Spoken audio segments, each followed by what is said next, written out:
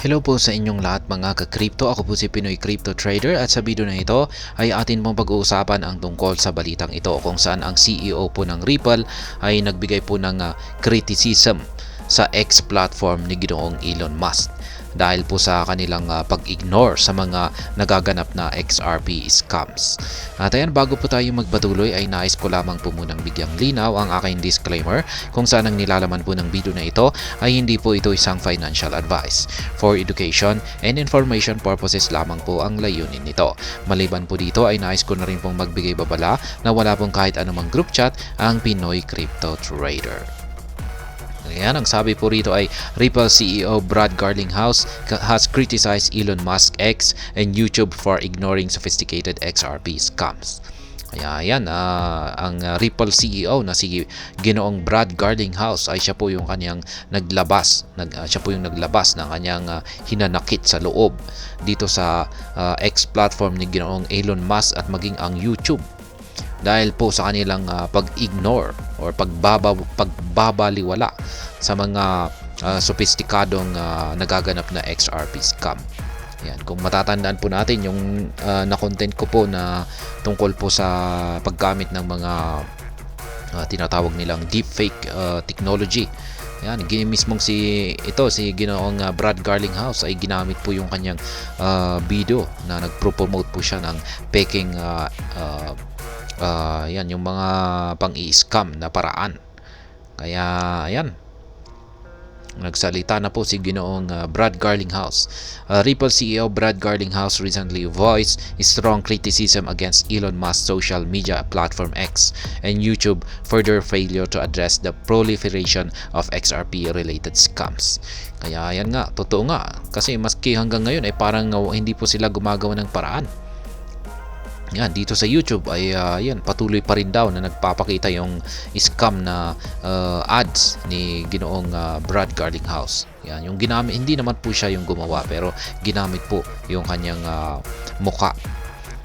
Kaya yan, this condemnation came in the wake of a particularly sophisticated deepfake video scam where an AI-generated imitation of Garlinghouse was used to deceive XRP holders. Kaya yan na nga yung sinasabi ko kanina na gumamit po sila ng deepfake video na scam. The video featured a highly realistic version of Garlinghouse stating, "I'm Brad Garlinghouse and I have some important news for you. I'm ready to present you with an airdrop. Every XRP holder can participate and double their capital.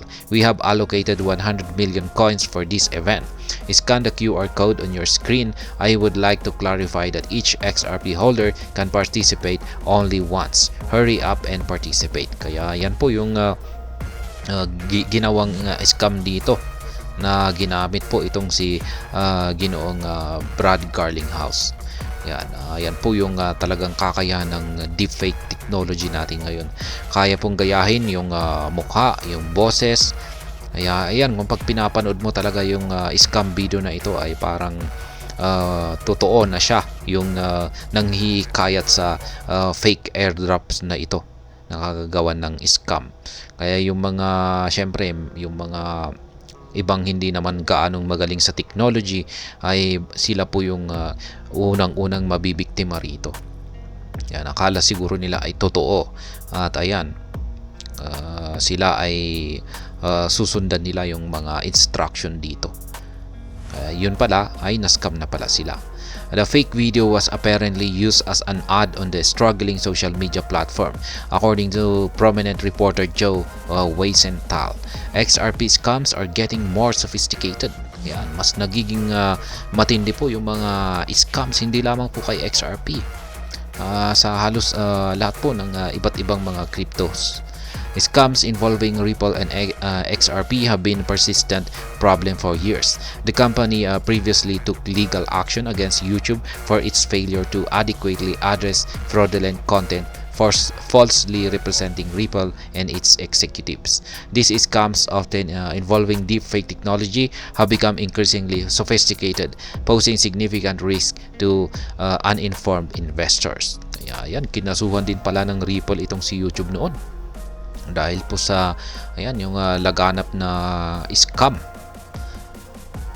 The recent incidents featuring a highly convincing imitation of Garlinghouse in deepfake video mark a troubling escalation in the tactics used by scammers. Ripple's frustration with YouTube and other platforms stems from their apparent inaction against these deception practices despite the company's repeated attempts to curb such fraudulent activities. Ripple's top lawyer takes a dig at the SEC.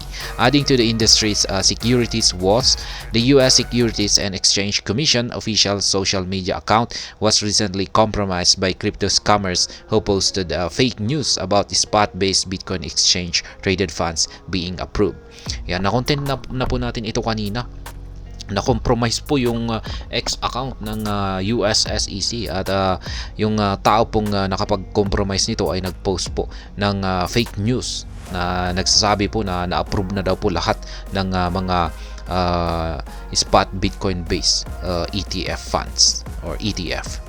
According to X, this was possible because the account lacked two-factor authentication. Ayan, wala daw po kasing 2FA itong account ng US SEC na ito.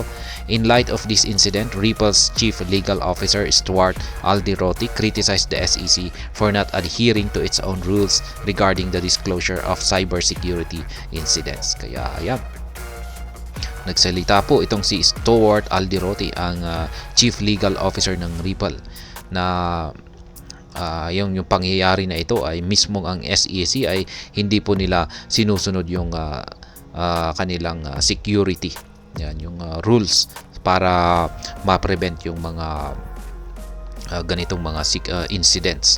Wala po silang 2FA. Ayan. Dapat sila yung nag-i-implement nito, nag-promote na gumamit tayo ng mga ganito para maiwasan natin yung mga incidents na ganito. Tapos sila pala ay mismong sila ay hindi gumagamit ng mga security system na ganyan.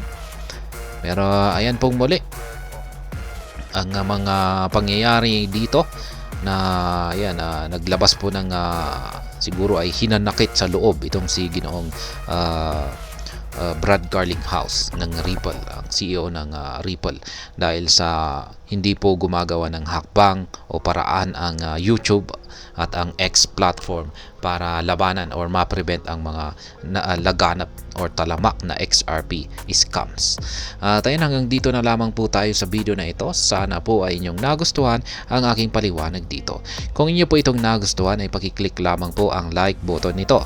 Para naman po sa mga bago lamang dito, kayo po ay aking inaanyayahan para mag-subscribe. Pakiclick na rin po ang bell icon nito dahil ito po ang siyang magsisilbing notification nito sa mga bago kong videos na akin pong ina-upload sa aking YouTube channel na ito. Marami pong salamat sa panonood. Ingat po tayo lagi at God bless po sa ating lahat.